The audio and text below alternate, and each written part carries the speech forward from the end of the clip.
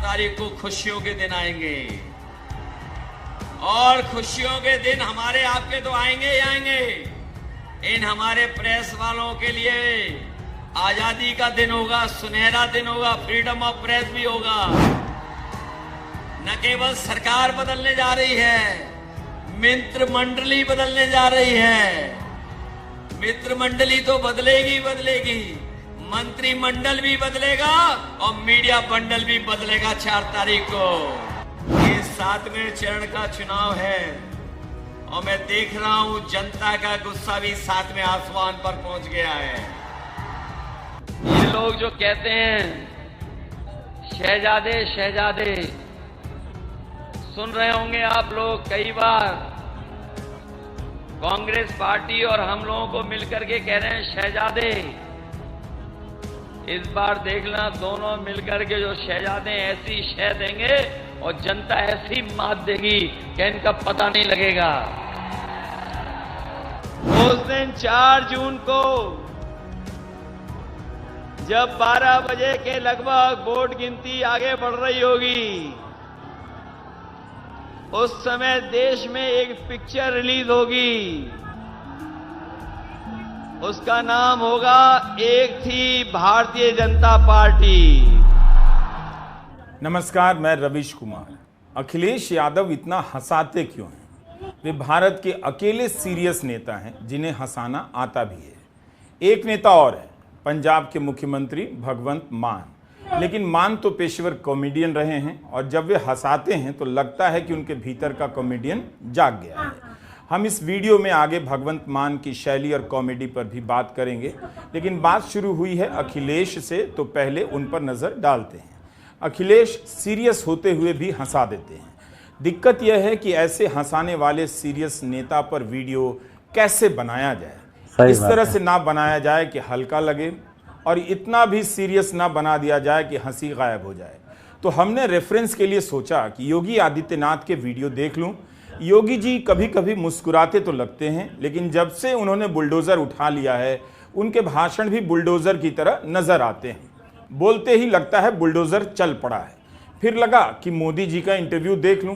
दुनिया के पहले प्रधानमंत्री हैं जिन्होंने 70 से अधिक इंटरव्यू इतनी गंभीरता के साथ दिया होगा।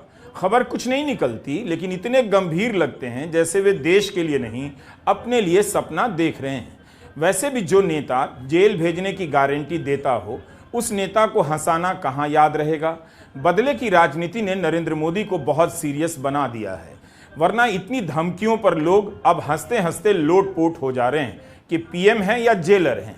प्रधानमंत्री मोदी के इंटरव्यू से खबर भले न निकले, लेकिन कॉमेडियन के लिए बहुत मटेरियल निकल रहा है।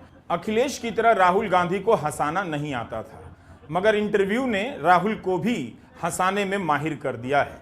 राहुल गांधी भी अब इंटरव्यू की बात करते करते एक्टिंग कर जाते हैं। आपने नरेंद्र मोदी जी के इंटरव्यू देखे आजकल?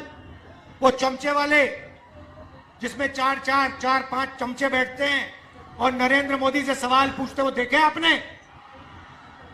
अखिलेश जी से इंटरव्यू करते हैं तो उल्टे सीधे सवाल पूछते हैं, मगर नरेंद्र मोदी जी से सवाल पूछते हैं तो कहते हैं, मोदी जी आप आम कैसे खाते हो?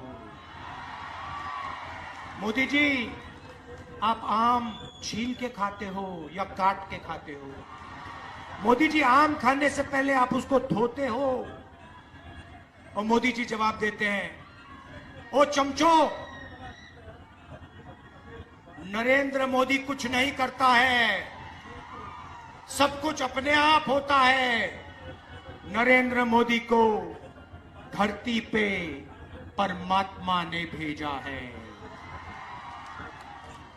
बाकी सब लोग बायोलॉजिकल हैं, माता पिता से पैदा हुए हैं। गुड। नरेंद्र मोदी बायोलॉजिकल नहीं है। नरेंद्र मोदी जी ऊपर से टपक के आए हैं, उनको परमात्मा ने हिंदुस्तान भेजा है परमात्मा का काम करने के लिए। मजे की बात यह है कि परमात्मा ने उनको अदानी जी की मदद करने के लिए भेजा है। बात यह है कि 3 महीने से नेता हर दिन इतनी गर्मी में भाषण दे रहे हैं, एक ही बात को 3 महीने तक बोलना दोहराना आसान नहीं होता। हो सकता है कि अपनी ही बात पर उन्हें हंसी आ जाए कि अभी तो यही कहा, कल भी तो यही कहा और फिर से वही कहे जा रहे हैं। हर नेता की अपनी खूबी होती है, कमजोरी होती है। प्रधानमंत्री मोदी की खूबी है कि वे सवाल पूछते ही रो देते हैं। अखिलेश भाषण शुरू करते हैं तो लगता है खुद हंस देंगे या हंसाने वाले हैं। ये बीजेपी वाले बूथ लूटना का काम करें तो कमजोर तो नहीं हो जाओगे? बूथ पे पहुंचोगे? नहा लिया बोतल से। एक बात और मैं कहना चाहता हूं, इन बीजेपी वालों को इसलिए भी हरवा देना कि इतनी गर्मी में इन्होंने चुनाव करवाया है। बताओ, आपको हमें सबको परेशान कर रहे हैं कि नहीं कर रहे हैं? गर्मी है काफी।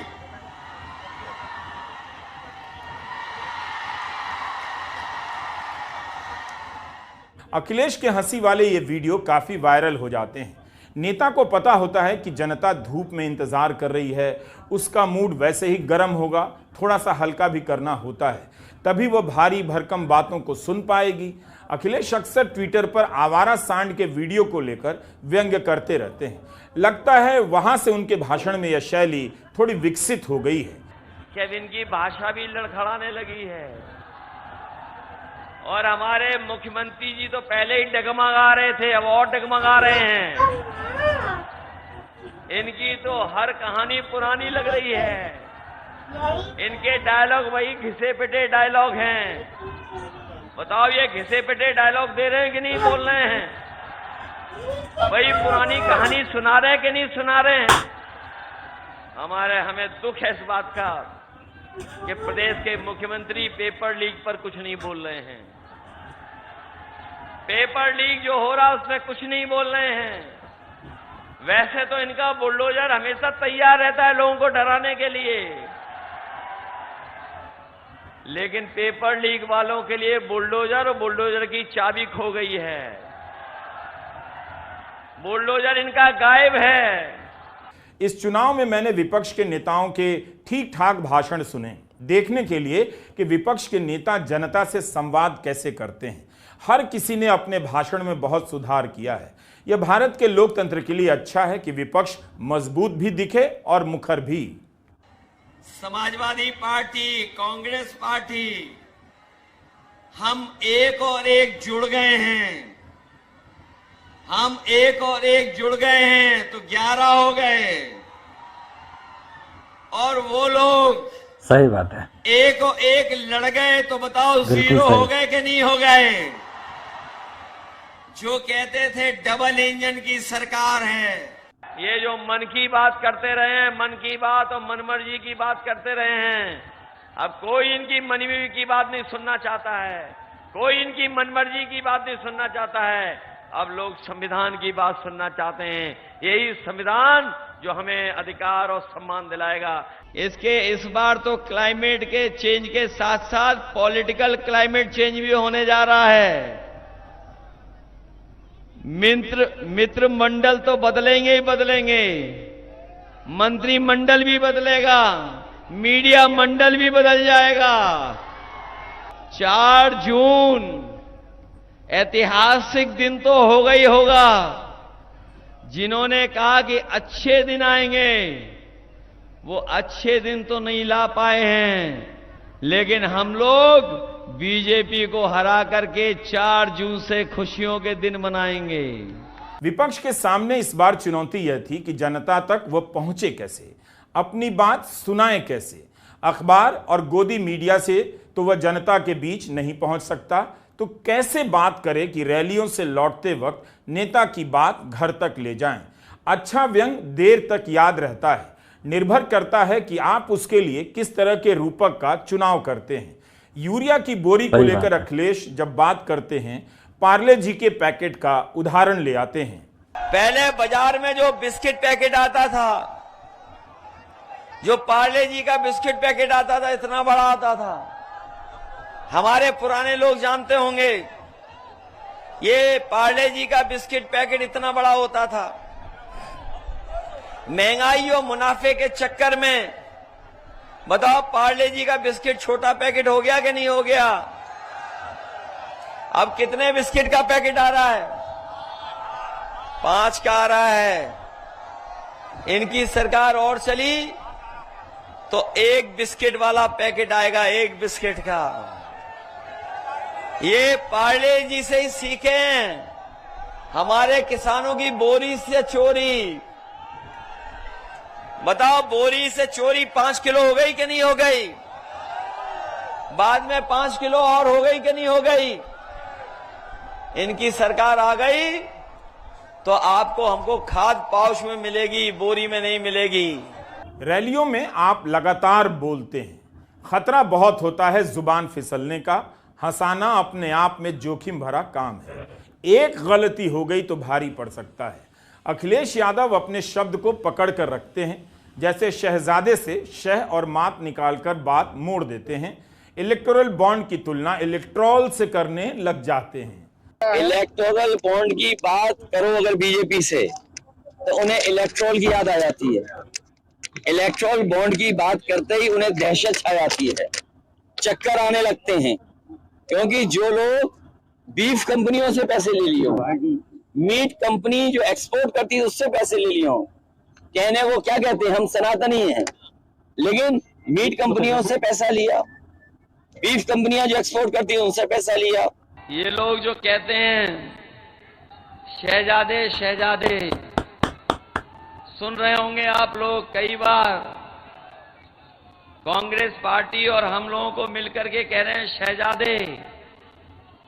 इस बार देखना, दोनों मिलकर के जो शहजादे ऐसी शह देंगे और जनता ऐसी मात देगी कि इनका पता नहीं लगेगा।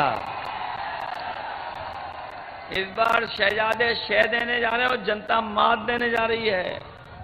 प्रधानमंत्री नरेंद्र मोदी भी शब्दों के साथ कम प्रयोग नहीं करते। उन्होंने राहुल और अखिलेश को शहजादे कह दिया तो दोनों ने उन्हें शहंशाह कहना शुरू कर दिया। जवाब में मोदी अपने इंटरव्यू में कह जाते हैं, मैं गालियां सुनता हूं इसलिए शहंशाह हूं। लेकिन प्रधानमंत्री को सुनते ही लगता है सब कुछ तय किया गया है, स्वाभाविक रूप से अचानक नहीं निकला। अखिलेश सभा में खड़े लोगों को भी मजाक में शामिल कर लेते हैं और अपनी बात उन तक पहुंचा देते हैं। अग्निवीर का इस्तेमाल वे 4 साल में रिटायर करने के रूपक के रूप में करने लग जाते हैं। हम अपने साथियों को कहना चाहते हैं, बड़े बड़े विभाग जो सरकारी हैं उसमें सब नौकरी आउटसोर्स हो गई है, संविदा पे चली गई, कॉन्ट्रैक्ट पे चली गई, निजी हो गई। और ये जो हमारे खाकी वर्दी वाले कभी कभी आज तो अच्छा सहयोग कर रहे हैं, हमें आपको व्यवस्था में हमारी मदद कर रहे हैं, लेकिन कभी कभी खाकी वाले भी हम लोगों को डराते हैं। ये लोग भी समझ लें, अगर बीजेपी की सरकार आ गई तो फौज की भर्ती तो 4 साल की कर दी उन्होंने, इनकी 3 साल की नौकरी हो जाएगी। और ये नौकरी के बाद कभी नहीं हमारे और आपके साथ ही घूम रहे होंगे। कभी कभी ये सवाल करते हैं कि ऐसे कैसे हो सकता है, ये कहते हैं ये कैसे हो सकता है, तो मैं उनसे पूछता हूं, बताओ क्या आपको पता था कि अग्निवीर 4 साल की नौकरी हो जाएगी? क्या आपको पता था कि बीजेपी के लोग हवाई जहाज बेच देंगे? क्या आपको पता था कि बीजेपी के लोग पानी के जहाज भी बेच देंगे, बंदरगाह भी बेच देंगे? क्या आपको पता था LIC बेच देंगे?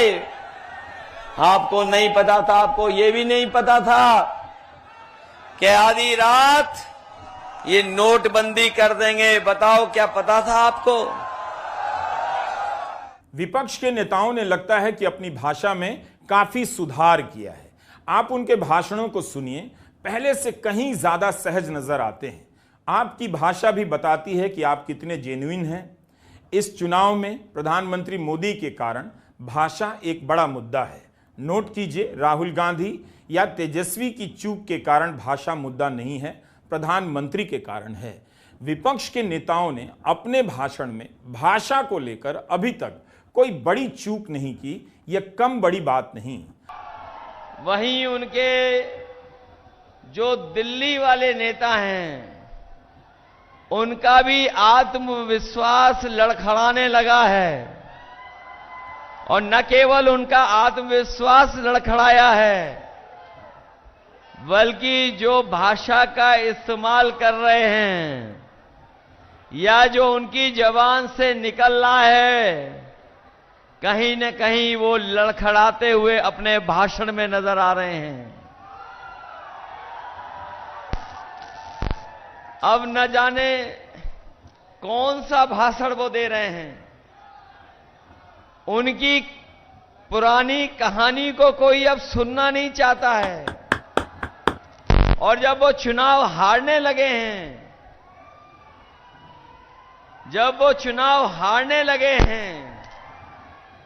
तो न केवल अपना भाषण बदल रहे हैं, बल्कि आप देखिए मंचों पे वो थर-थर कांपने भी लगे हैं। अखिलेश यादव आराम आराम से बोलते हैं, 3 महीने से बोल रहे हैं, मगर गला नहीं फंसा। तेजस्वी यादव का गला फंस गया है। बहुत आराम से अखिलेश अपनी बात शुरू करते हैं, न केवल हंसाते हैं, बल्कि उनका असर समाजवादी पार्टी के प्रचार वीडियो में भी दिखने लगा है। यह वीडियो बच्चों के मशहूर गेम सुपर मारियो की तर्ज पर सुपर अखिलेश बनाया गया है। इसमें अखिलेश को मारियो बनाया गया है। इसके ऊपर उनकी सरकार का समय लिखा है, 5 साल लिखा है। मारियो के माध्यम से अखिलेश 5 साल के अपने काम को गिनाते हैं। लोहिया आवास योजना से लेकर लखनऊ मेट्रो का जिक्र है।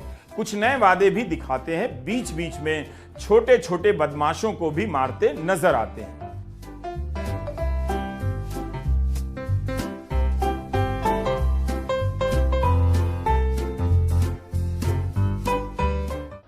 जो माहौल दिखाई दे रहा है, इस बार बीजेपी के हाथ से 80 की 80 सीटें जाने वाली हैं। और इसलिए जा रही हैं कि इन्होंने सपना दिखाया था बनारस के लोगों को कि क्यूटो बना देंगे। और मुझे लगा कि अगर बनारस क्यूटो बन जाएगा तो कहीं न कहीं चंदौली के लोगों को भी कुछ न कुछ विकास उनके क्षेत्र में हो जाएगा। न क्यूटो बना, न चंदौली का विकास हुआ। और पिछले 10 साल में इन भारतीय जनता पार्टी के लोगों की हर बात झूठी निकली और इनके वादे झूठे निकले। अखिलेश यादव ने बनारस का नाम इस पूरे चुनाव के लिए क्योटो रख दिया है। आप भूल गए होंगे क्योटो की बात, लेकिन अखिलेश उसे पब्लिक मेमोरी में ले आते हैं। आप जानते हैं कि दिसंबर 2014 में क्योटो और वाराणसी के बीच साझेदारी हुई। जापान के दिवंगत प्रधानमंत्री शिंजो आबे और भारत के प्रधानमंत्री नरेंद्र मोदी के बीच करार हुआ। अब तो 9 साल से अधिक समय हो गया। बनारस कितना क्योटो बना, बनारस के लोग बता सकते हैं, लेकिन अखिलेश यादव लगातार क्योटो की याद दिलाते जा रहे हैं। 5वें चरण के चुनाव तक मैं कहता था कि 80 लोकसभाओं में 1 सीट पर लड़ाई है, वरना पूरी सीटें इंडिया गठबंधन जीत रहा है।